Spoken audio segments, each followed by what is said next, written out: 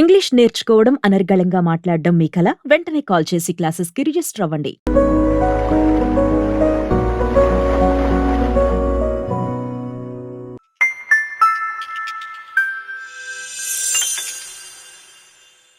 Welcome to our channel. నేను మీ రమారావి. ఇవాళ మనం ఒక చిన్న కొత్త సంగతి కాదు, ఇది అందరికీ తెలిసిన సంగతే. అందరి ఇళ్లలోనూ తులసి చెట్లు ఉంటాయి, అందరి ఇళ్లలోనూ ఏవో గులాబీ మొక్కలో మందార మొక్కలో అవకాశాన్ని బట్టి చిన్న పొన్న మొక్క పెట్టుకోవాలనుకుంటాం. చెట్ల మీద ప్రతిభ అంటే మనుషులకి మొక్కలతోటి అవినాభావ సంబంధం ఉంటుంది, విడదీరాని సంబంధం.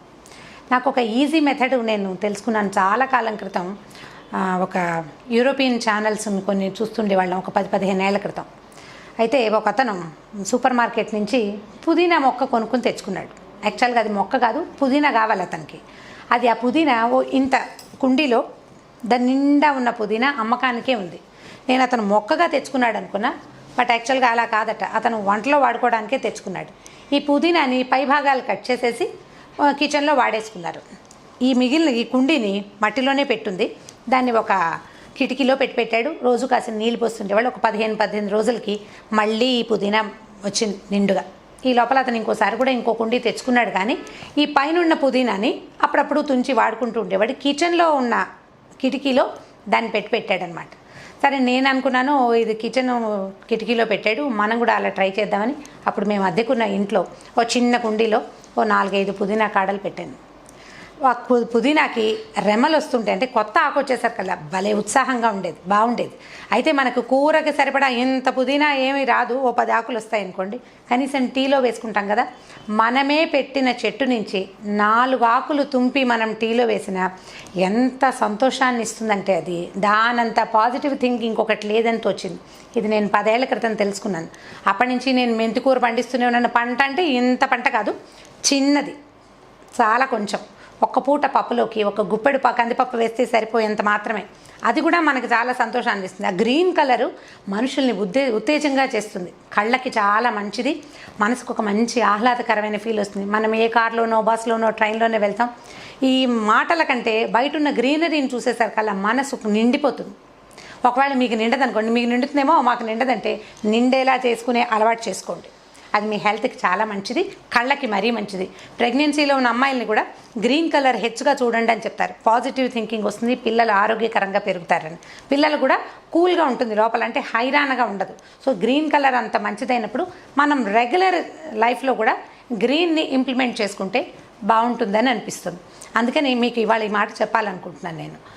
ఈ పెద్దగా మొక్కలు పెట్టాలంటే చాలా ప్లేస్ ఉండాలి.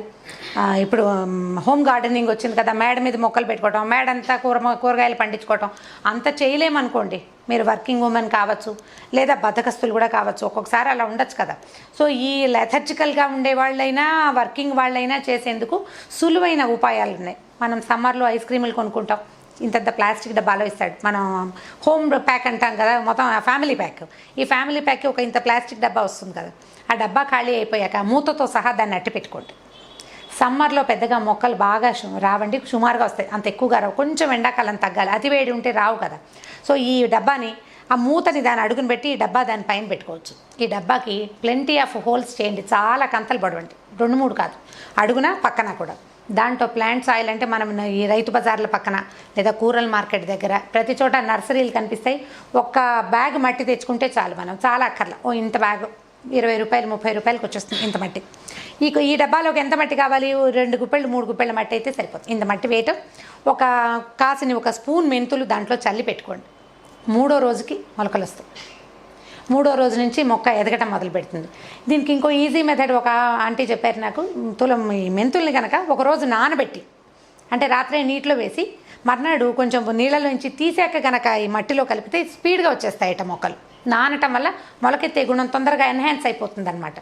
సో ఇలా 3-4 డబ్బాలు చేసి పెట్టుకున్నాం అనుకోండి. ఇవాళ ఈ డబ్బా, 2-3 రోజుల తర్వాత ఇంకో డబ్బా, అట్లా 3-4 రోజులు గ్యాప్ ఇచ్చి ఓ 3-4 డబ్బాలు చేస్తే ఈ 4 డబ్బాలకి చాలా పెద్ద ప్లేస్ అక్కర్లేదండి, చిన్న బాల్కనీ సరిపోతుంది. బాల్కనీలో ఒక పక్కన ఎక్కడైనా నీరు పోయే వెసులుబాటు, మనం మాటే నీళ్లు కూడా పోయక్కర్లే, వీటికి కొద్దిపాటి నీటితోటే సరిపోతుంది. నేను మెంతులు చెప్పాను, ఇలా మీరు ధనియాలు వేసుకోవచ్చు. రైతు బజార్లో కానీ ఏదైనా మార్కెట్లో కానీ కూరగాయల విత్తనాలు దొరుకుతాయి. ఇప్పుడు ఇంటర్నెట్లో కూడా నర్సరీ వాటిలో చాలా దొరికేస్తున్నాయి. ఏ ఆకుకూర విత్తనాలనైనా వేసుకోవచ్చు. అయితే ఇది మన మొత్తం ఇంటి పంట అంటే ఇంటిపాదికి సరిపోయేదని కానీ, లేకపోతే మన నెలసరికి పూర్తిగా నెలకి సరిపడా కూరలు ఈ మొక్కలు ఇచ్చేస్తాయని కాదండి. ఇది ఒక సరదా. దీనివల్ల మనకి జీవితం మీద ఆసక్తి పెరుగుతుంది, లైవ్లీగా అవుతాం అంతే. ఈ మొక్కలు కనుక పెట్టిన తర్వాత 3వ 4వ రోజు నుంచి అవి కొంచెం ఎదిగేసరికల్లా పిల్లలకి ఎంత ఎక్సైటింగ్గా ఉంటుందో మనకి అలాగే ఉంటుంది. సో ఈ గ్రీనరీ కనపడుతుంటే అది ఎలాగో కళ్ళకి మంచిదని చెప్పుకున్నాం కదా. ఈ ఒక 15 రోజులకి అంత ఎత్తు అవుతాయి, ఒక 3-4 ఇంచీలు అవుతాయి అనుకోండి. చక్కగా మొదల దాకా కోసేసేయండి, శుభ్రంగా కడిగేసేయండి, పప్పులో వేసుకోవచ్చు. మెంతికూర అయితే కందిపప్పులో వేసుకోవచ్చు, పెసరపప్పులో వేసుకోవచ్చు, ఆలు మేథీ చేసుకోవచ్చు, అంటే బంగాళదుంపల కూరలో వేసుకోవచ్చు, వంకాయ కూరలో వేసుకోవచ్చు, మేథీతో పరోటాలు చేసుకోవచ్చు. వీటన్నిటి రెసిపీలు చెప్పమని నన్ను అడగండి, సొంత బ్రెయిన్ వాడండి. రెసిపీలు చెప్పక్కర్లా, దీని పెద్ద విశేషమైన రెసిపీలు ఏమీ లేవు ఇందులో. వంకాయ కూర తిరగమాతలో వేస్తామా, పోపులోనో తాలింపులోనో వేస్తామా. ఈ కూర కూడా సన్నగా శుభ్రంగా కడిగేసుకోవడం, మట్టి తగులుతుంది వాటికి, నీట్గా కడుక్కోవడం, సన్నగా కట్ చేసి కూరతో పాటు తాలింపులో వేసేయటమే. 10 నిమిషాల్లో మగ్గిపోతుంది. మెంతి వాసన వస్తూ కూరలు ఎక్సలెంట్గా ఉంటాయి. అంత కూర సరిపోతుంది. ఇంత చాలా కూర ఏమక్కర్లేదు. మనం రైతు బజార్లో ఏదైనా మార్కెట్లో కొనుక్కొస్తామనుకోండి మెంతి కూర, వాడు ఇంత కట్టిస్తాడు 10 రూపాయలకి. అదంతా ఒలిస్తే మనకి అంత కూర వస్తుంది. అంత వేయక్కర్లా. మీరు రైతు బజార్ నుంచి తెచ్చింది ఒక రోజు పాతది, దానికి ఏ ఎరువులు వేశాడో మీకు తెలీదు, ఏ నీళ్ళతోటి దాన్ని పండించాడో తెలీదు.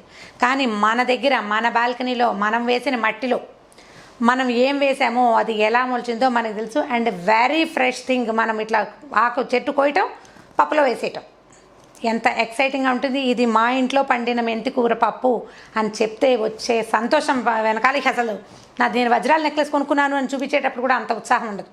ఇది చాలా ఎక్సైటింగ్గా ఉంటుంది. సో ఈ పని చేయడానికి ట్రై చేయండి. ఇలాంటి గ్రీనరీని మనం బాల్కనీస్లో, కిటికీలలో, వాకిల వైపు తులసి చెట్టు పెట్టుకునేంత ప్లేస్ ఉన్నా చాలు, అక్కడ కూడా పెట్టచ్చు. ఇలా పాతటానికి గింజలు బోల్డన్ రకాలు దొరుకుతున్నాయి. చిన్న పొన్నవంటే ఆకుకూరల గింజలు దొరికేస్తాయి. వీటికి ఎక్కువ లైఫ్ ఉండదు, ఒక 20 రోజులు స్పెండ్ చేస్తే చాలు దాని మీద. రోజు కాసిన నీళ్ళు పోయటమే కదా.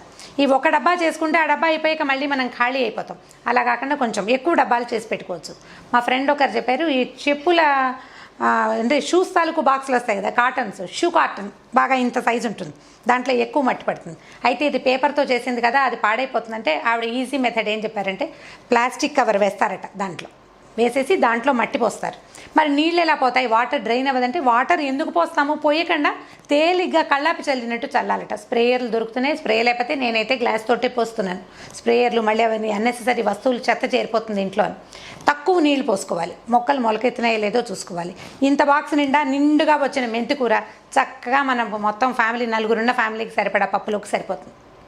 చెప్పుల బాక్సులు ఈజీగా వస్తాయి, ₹1 కూడా ఖర్చు పెట్టక్కర్లా దాని మీద. మనం ఒక 15 రోజులు ప్లాంట్ సాయిలే ఖర్చు. మెంతులే ఉంది, 2 స్పూన్ల మెంతులు సరిపోతాయి.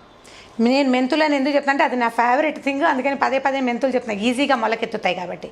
మీరు తోటకూర, పాలకూర, చుక్కకూర, గోంగూర కూడా ఇలా వేసుకోవచ్చు.